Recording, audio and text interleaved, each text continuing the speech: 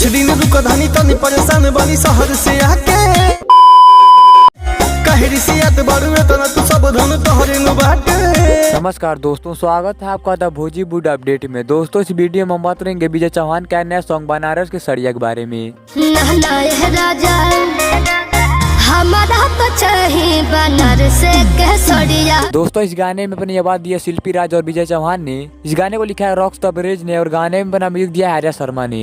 इस गाने को यूट्यूब पर सुजाय म्यूजिक वर्ल्ड के ऑफिशियल चैनल पर रिलीज कर दिया गया है। आप जाकर इस गाने को सुन सकते हैं।